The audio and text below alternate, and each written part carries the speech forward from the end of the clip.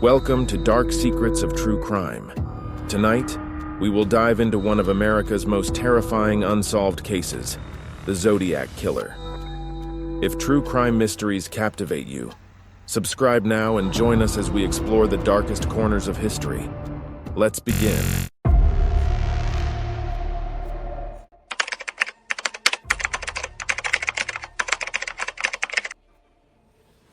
Imagine a world without DNA testing, without security cameras on every corner, without the technologies that today bring killers to justice. This was California in the late 1960s, a world where a shadowy figure could roam free, hunting in the night. California, a state known for its sunlit beaches and bustling cities, was about to be thrown into the grip of terror. In Northern California, whispers spread about a killer who struck without warning, leaving only death and mystery behind. It began slowly, like the first drop of rain before a storm. People locked their doors, kept their families close, and avoided lonely roads. Fear seemed to lurk in every shadow, for this was no ordinary murderer. He was cunning, calculating, and he thrived in darkness. Soon, he would have a name that would chill every heart in America: the Zodiac Killer. December 20th, 1968, days before Christmas, a young couple, Betty Lou Jensen and David Faraday, drove to Lake Herman Road. In this quiet, secluded spot outside Vallejo, they hoped to enjoy a private evening together. The air was cold and still, the road dark and deserted. They likely thought they were alone. But hidden in the shadows, someone was watching. Shortly after 11 p.m., a car pulled up beside them and a man stepped out. David, startled, must have felt an instinctual fear, but before he could react, gunshots shattered the stillness. David was shot first. Betty Lou attempted to escape, running toward the road, but the killer pursued her, firing 5 shots into her back as she ran. Her body lay on the ground, frozen in her final act of desperation. The killer left as silently as he had arrived. When police found the bodies, they had no answers.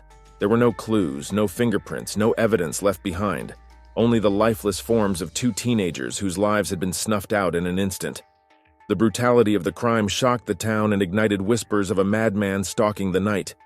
The people of Vallejo were terrified, but their horror was only beginning.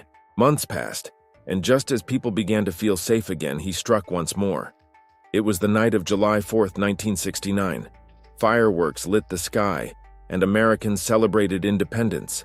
But for Darlene Ferran and Michael Mageau, the night would be their last together. They parked in a secluded lot, hoping for privacy.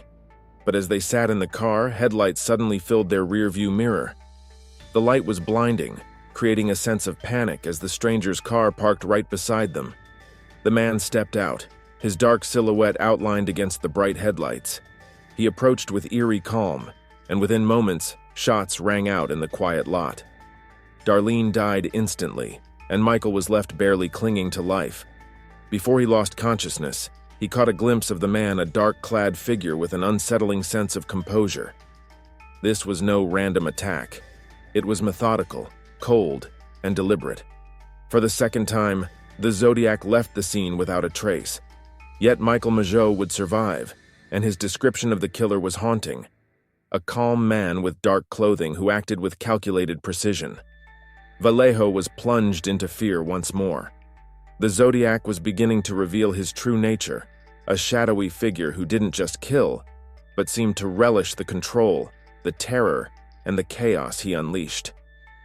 As summer continued, the Zodiac took his terror campaign to a new level.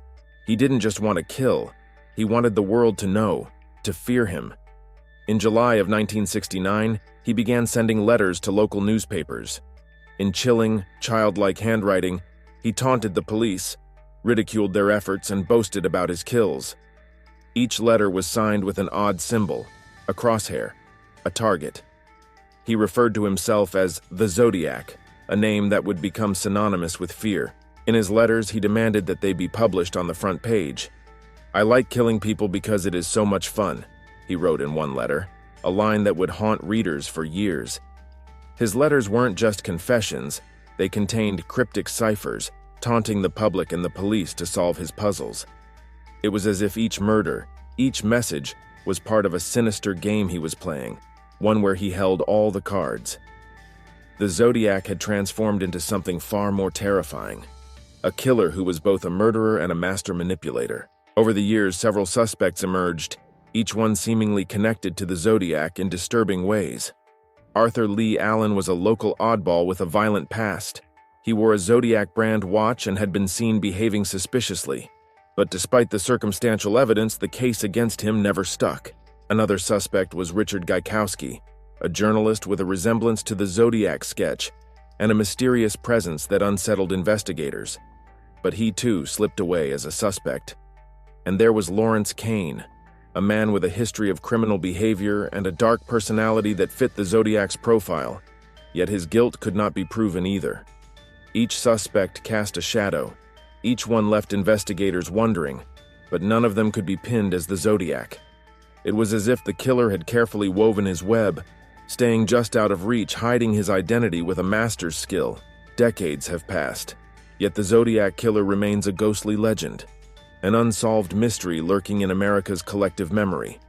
Investigators and amateur detectives alike have scoured every word, every symbol, every taunt, trying to find the one piece of evidence that will finally unmask him. But he has vanished, leaving only questions behind. Had he simply stopped killing, moved away, or did he die with his secret intact? The Zodiac case serves as a brutal reminder that some mysteries refuse to be solved. His shadow lingers in our minds, a dark symbol of the unknown. For in the end, the most terrifying killers are those who remain hidden, their secrets forever locked away in the shadows of time. As we delve deeper into the mind of this elusive killer, one question remains: how many secrets still lie hidden? The Zodiac case may never be solved, but his shadow lingers on, a reminder that sometimes the most dangerous secrets are the ones that defy explanation.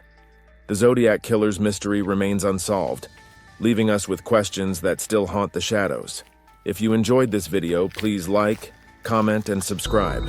Your support helps us uncover more true crime mysteries, and every new subscriber brings us closer to revealing the unknown. Until next time, stay curious and stay safe.